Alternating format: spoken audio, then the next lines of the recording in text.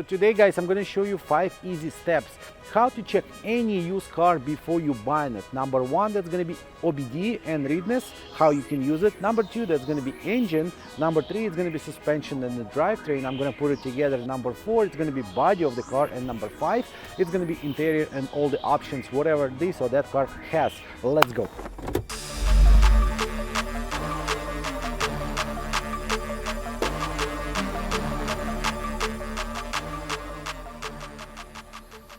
So number 1 step, it's gonna be your OBD scanner. Right now they're so cheap, you can buy it for $30–40 and it's gonna save you a lot of money and the time.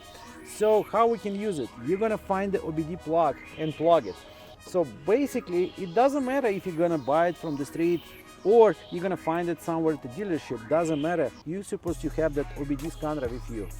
Because believe me or not, sometimes even the dealers, they sell a used car with problems. They might drove it and they got car ready for the smoke check. They passed the smoke check, but that light or code came back and now they reset the light and they're gonna tell you, you know, we just replaced the battery, you have to, so drive it, make sure all the monitors ready and I'm gonna come back and check it. So how you're gonna check it? You're gonna start the car, you're gonna plug OBD scanner, you're gonna go IM readiness. So basically you're gonna check all the monitors supposed to be green.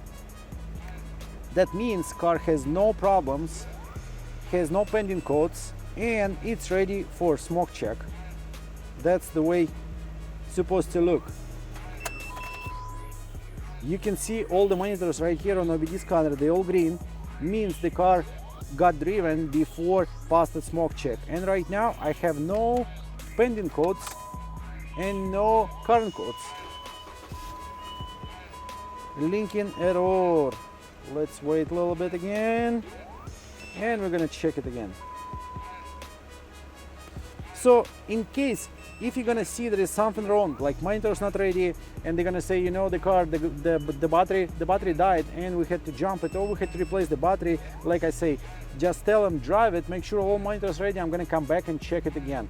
That's number 1 thing, because if you're gonna have any permanent codes or any codes pending in the car right now, and you can Google it and see what kind of problem this car has, so maybe it doesn't make sense to buy it or even negotiate the price, because the car with problems, that's the one you don't need it, especially if you're buying the car on a budget and you don't want to spend any money later on or sooner, maybe later on but not sooner, you just need the transportation. So that thing for cheap is gonna save you a lot of money, believe me or not. So let's go to the second part. So the second step, we're gonna check the drivetrain and suspension. Why they comes both together? Because they all kind of connected and it's easy. So you check the tires. Now we're going inside the car. We're gonna start it up, push the brake and change the gears. So number 1, we're gonna go on reverse and see how the transmission feels itself. Is it jumping or it's like delaying or something else? We're gonna go on drive and we're gonna try to feel it itself again. If the car jumping or it's delaying or doing any kind of other weird stuff. So it could be the motor mounts, transmission mounts problem and the engine transmission just jumping, or transmission could be bad itself. If we're checking the 4-wheel drive car like here Jeep, we're gonna see if I can change the transfer case and any noise coming out. Looks like some of them, but not a big deal. Anyway, so looks like it's all working. What else we can check when we sit in the car without doing test drive? We can go on an e-brake and put it on drive and try to release the brake and see if the car gonna go or not. So basically, if you're on the e-brake and car goes, means your e-brake is not working. On this car, e-brake is working. I'm on a drive, I'm not pushing brake or gas pedal, but same time I'm on the e-brake. That's super easy. You don't need to bring anyone. You can do that step yourself. So if you're feeling good about the way transmission shifting, if you're feeling good about the e-brake, let's go to the next step. So the next step, that's to check your suspension and the drivetrain. So suspension, it's always kind of easy to check, number 1, when you're going to drive it, but before you're going to drive it, you can turn the wheels all the way to one side and see what kind of tires you got. So if your tire is going to be worn out on one side, means there is no alignment or there is something wrong with suspension and you have to spend money on it. Like a Jeep, for example, you can see the frame also, you can see the rust, you can see the shocks, if they're leaking or not, if they're already empty and needs to be replaced. So you don't need any specialist with you, you don't need any mechanic. You can do like a visual inspection. So the suspension itself, you can check visually. You don't have to be mechanic to see if your frame is rusted or not, if your shock's leaking or not, or if your tires bolt or not. Tires itself, if they worn out, they're gonna cost money. We can check the year, date, it's supposed to be less than 6 years. That's number two. But number one, they good or not? Do I have to spend money on it or not? Is the suspension and frame rusty or not? You don't have to touch it, you just have to see it. Looks good, let's go to the next step.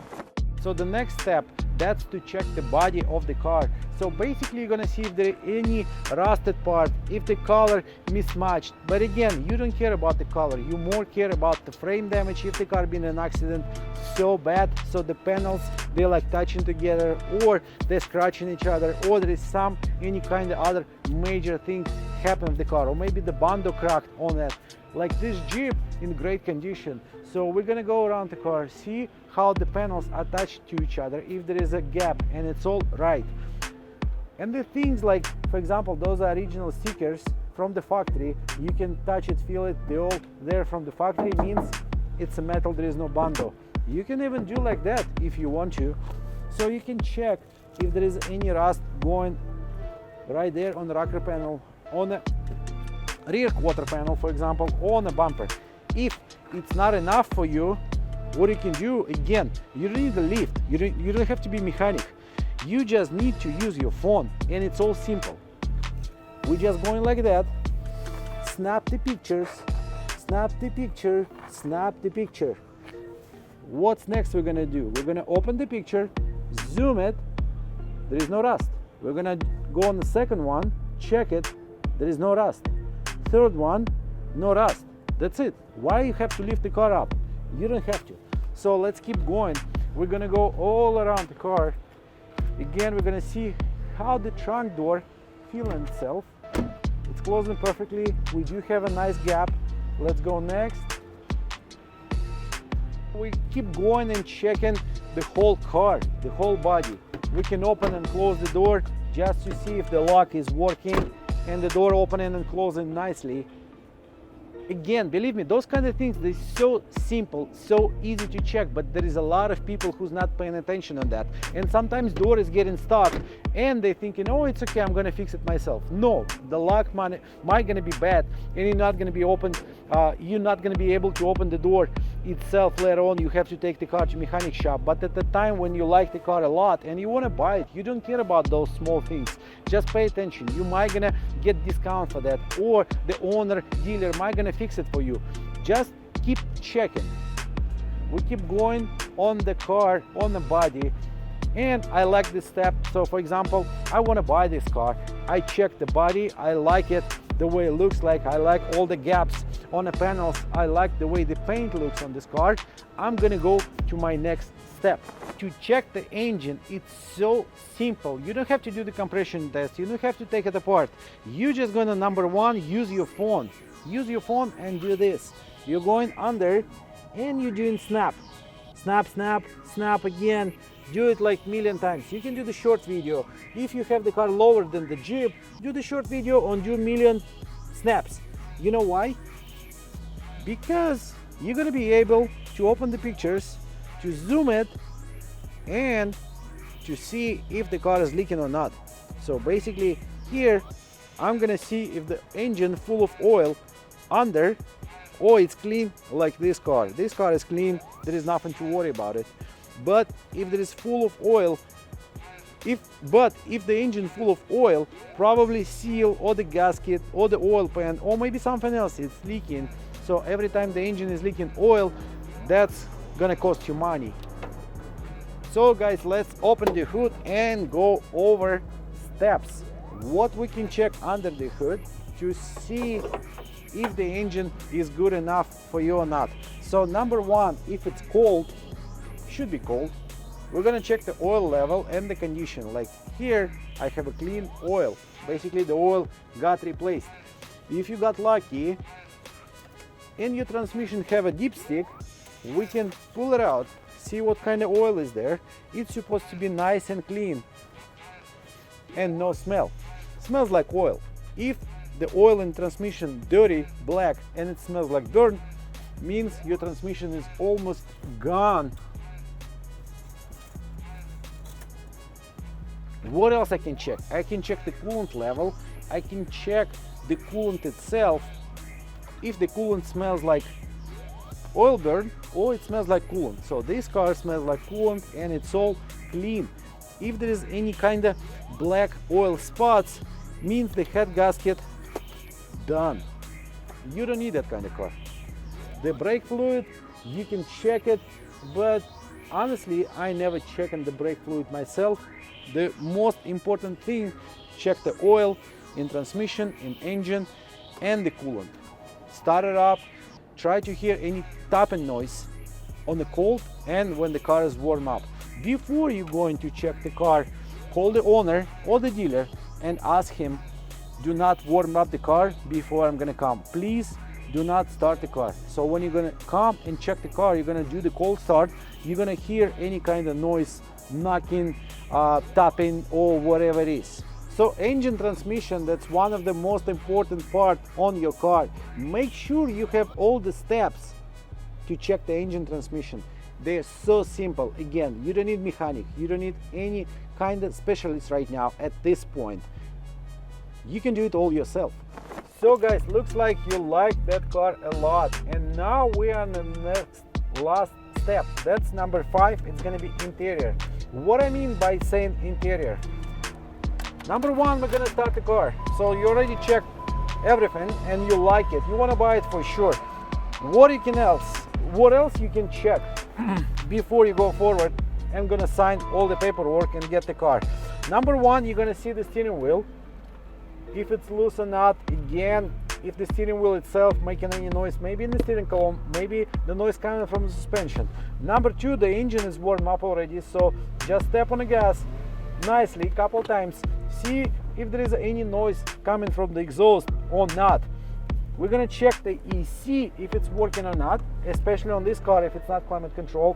When we do have a climate control, just go on the low mode, turn on the EC and go all the way on the max. Even if it's cold outside, you're gonna feel that nice breeze coming from your EC. On the top of that, when the EC is turning on, doesn't matter if it's winter time or summertime, your engine gonna a little bit kind of jerk, I would say so. So your RPM gonna go lower, it means AC start working. You're gonna feel it or not.